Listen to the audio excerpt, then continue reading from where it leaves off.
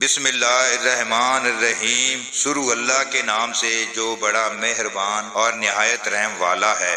باب نمبر 20، علم سیکھنے اور سکھانے والے کی فضیلت۔ حدیث نمبر 79، حضرت ابو موسیٰ اشعری رضی اللہ عنہ نبی صلی اللہ علیہ وآلہ وسلم سے بیان کرتے ہیں کہ آپ نے فرمایا، اللہ تعالیٰ نے جو ہدایت و علم مجھے دے کر بھیجا ہے، اس کی مثال تیز بارش کی سی ہے، جو زمین پر برسے۔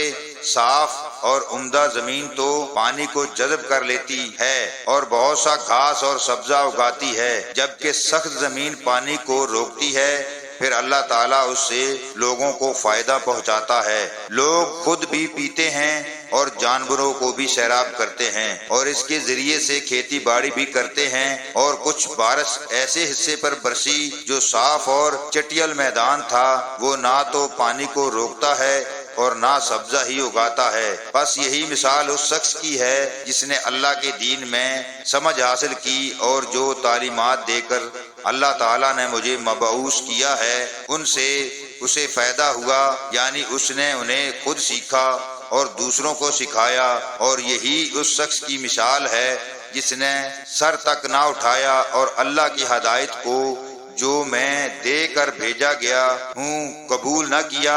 ابو عبداللہ امام بخاری رحمۃ اللہ فرماتے ہیں، امام اسحاق بن راویہ نے جب اس حدیث کو بیان کیا تو انہوں نے وَكَانَ مِنْهَا طَائِفَةٌ كَيَّلَاتِ الْمَحَاجَةِ کے الفاظ نقل کیے ہیں۔ نیز کان جس کی جمع کیان ہے، اس زمین کو کہتے ہیں جس پر پانی چڑھتا ہوا گزر جائے، اور صفاتا اور صفافا اس زمین کو کہتے ہیں جو برابر ہموار ہو۔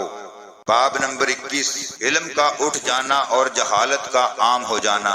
ربیعہ رائے کا ارشاد ہے کہ کسی ایسے شخص کے لیے جس کے پاس علم کا کچھ بھی حصہ ہے، یہ درست نہیں کہ وہ اپنے آپ کو ضائع کر دے۔ حدیث نمبر 80، حضرت انس رضی اللہ عنہ سے روایت ہے، انہوں نے کہا، رسول اللہ صلی اللہ علیہ وآلہ وسلم نے فرمایا، یہ قیامت کی علامتوں میں سے ہے کہ علم اٹھ جائے گا اور جہالت پھیل جائے گی، شراب بکثرت نوش کی جائے گی اور زنا کاری عام ہو جائے گی۔ حدیث نمبر 81، حضرت انس رضی اللہ عنہ ہی سے روایت ہے، انہوں نے فرمایا، میں تمہیں ایک حدیث سناتا ہوں جو میرے بعد تمہیں کوئی نہیں سنائے گا۔ میں نے رسول اللہ صلی اللہ علیہ وآلہ وسلم کو فرماتے ہوئے سنا، قیامت کی نشانیوں میں سے ہے کہ علم دین کم ہو جائے گا اور جہالت غالب ہو جائے گی، زنا کاری عام ہو جائے گی، عورتیں زیادہ اور مرد کم ہوں گے، یہاں تک کہ ایک مرد 50 عورتوں کا کفیل ہوگا۔ باب نمبر 22، فضیلت علم کا بیان۔ حدیث نمبر 82، حضرت ابن عمر رضی اللہ عنہ سے روایت ہے، انہوں نے کہا، میں نے رسول اللہ صلی اللہ علیہ وآلہ وسلم سے سنا، آپ فرما رہے تھے، میں ایک مرتبہ سو رہا تھا کہ میرے سامنے دودھ کا پیالہ لایا گیا، میں نے اسے پی لیا، یہاں تک کہ سیرابی میرے ناخنوں سے ظاہر ہونے لگی، پھر میں نے اپنا بچا ہوا دودھ عمر بن خطاب رضی اللہ عنہ کو دے دیا۔ صحابہ اکرام رضی اللہ عنہم نے عرض کیا، یا رسول اللہ، آپ نے اس کی کیا تعبیر کی ہے؟ آپ نے فرمایا، اس کی تعبیر علم ہے، فائدہ۔ رسول اللہ صلی اللہ علیہ وآلہ وسلم نے اپنا بچا ہوا دودھ حضرت عمر رضی اللہ عنہ کو عنایت فرمایا اور اس کی تعبیر بھی علم سے فرما دی۔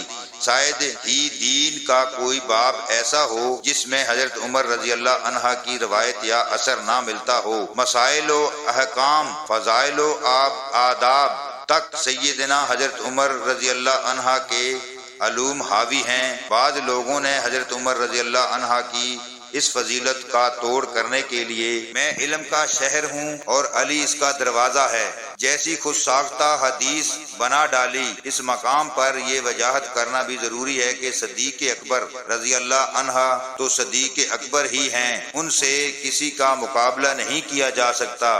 باب نمبر 23، سواری وغیرہ پر سوار رہ کر فتویٰ دینا۔ حدیث نمبر 83، حضرت عبداللہ بن عمرو بن عاص رضی اللہ عنہ سے روایت ہے کہ رسول اللہ صلی اللہ علیہ وآلہ وسلم حجۃ الوداع کے موقع پر مینا میں ان لوگوں کے لیے کھڑے تھے جو آپ سے مسائل پوچھ رہے تھے۔ ایک شخص آیا اور کہنے لگا، مجھے خیال نہیں آ رہا، میں نے قربانی سے پہلے اپنا سر منڈوا لیا ہے۔ آپ نے فرمایا اب ذبح کر لو، کچھ مذائقہ نہیں۔ پھر ایک شخص آیا اور عرض کیا لا علمی سے میں نے رمی سے پہلے قربانی کر لی ہے۔ آپ نے فرمایا اب رمی کر لو، کوئی حرج نہیں۔ عبداللہ بن عمرو رضی اللہ عنہ کہتے ہیں اس دن آپ نے جس بات کی بابت بھی پوچھا گیا جو کسی نے پہلے کر لی یا بعد میں، تو آپ نے فرمایا اب کر لو، کچھ حرج نہیں۔ فائدہ، ایک حدیث میں ہے کہ جانوروں کی پشت سے ممبر کا کام نہ لو۔ اس سے معلوم ہوتا ہے کہ بحالت سواری واز کہنا فتویٰ دینا درست نہیں۔ دونوں روایات میں تطبیق کی صورت یہ ہے کہ اسے عادت نہیں بنانا چاہیے کہ خواہ مخواہ جانوروں کی پیٹھ پر بیٹھ کر تقریر کی جائے، اس سے بچنا افضل ہے، تاہم ضرورت کے وقت اس کا جواز ہے۔ اللہ تعالی ہم سب کو دین کو صحیح معنوں میں سمجھنے کی توفیق عطا فرمائے، آمین ثم آمین۔